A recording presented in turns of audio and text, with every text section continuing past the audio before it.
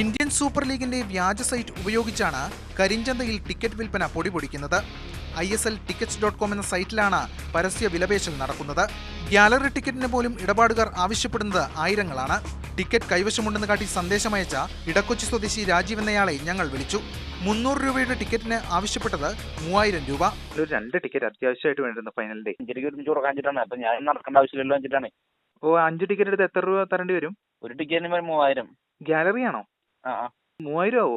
Ticket ഞാൻ പറഞ്ഞത് ആരെയും വിളിക്കപ്പോ കോഴിക്കോട് ടീം വിളിച്ചിരുന്നു, അവർക്ക് വേണമെന്ന് പറഞ്ഞ് വിളിച്ചിരുന്നു. പക്ഷെ അവര് അത്ര ആയതുകൊണ്ടേ അവര് നാളെ രാവിലെ വരാന്ന് പറഞ്ഞു. അപ്പൊ ഞാൻ പറഞ്ഞു അങ്ങനെ നിൽക്കാൻ പറ്റത്തില്ല, ആര് വരുന്നു അവർക്ക് കൊടുക്കും, അങ്ങനെ പറഞ്ഞ് നിർത്തിയാണ്. സൈറ്റിൽ കണ്ട ജിനേഷ് എന്നയാളുടെ നമ്പറിലും ഞങ്ങൾ ബന്ധപ്പെട്ടു. പണം അക്കൗണ്ടിൽ നിക്ഷേപിച്ചാൽ ടിക്കറ്റ് തരാമെന്നായിരുന്നു മറുപടി. കിട്ടാൻ വല്ല വഴിയുണ്ടോ? റേറ്റ് വിഷയമല്ല, ഒരു 3 എണ്ണം ഇല്ല, ഒരു 5 എണ്ണം ഒപ്പിച്ചതാ. നമുക്ക് ഇനി കിട്ടുക. നിങ്ങളൊന്ന് അക്കൗണ്ടിലേക്ക് പൈസ ട്രാൻസ്ഫർ ചെയ്താൽ നിങ്ങൾ അവിടെ ടിക്കറ്റ് തരും. ടിക്കറ്റ് വിൽപ്പനയുമായി ബന്ധപ്പെട്ട് 2000-ഓളം കമന്റുകളാണ് ഈ സൈറ്റിൽ എത്തിയിരിക്കുന്നത്. കാസർഗോഡ് അടക്കമുള്ള ഇടങ്ങളിൽ നിന്ന് നിരവധി ആരാധകർ കൊച്ചിയിലെത്തി ടിക്കറ്റിനായി മണിക്കൂറുകൾ ക്യൂ നിന്ന് വിഷമിക്കുന്ന ഘട്ടത്തിലാണ് ബൾക്കായി ടിക്കറ്റുകൾ വാങ്ങി കരിഞ്ചന്തയിൽ 10 ഇരട്ടി വിലയ്ക്ക് വരെ വിറ്റഴിക്കുന്നത്.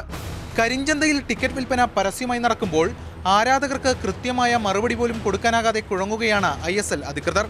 യശ് രാഗിൻ, മാതൃഭൂമി ന്യൂസ്, കൊച്ചി.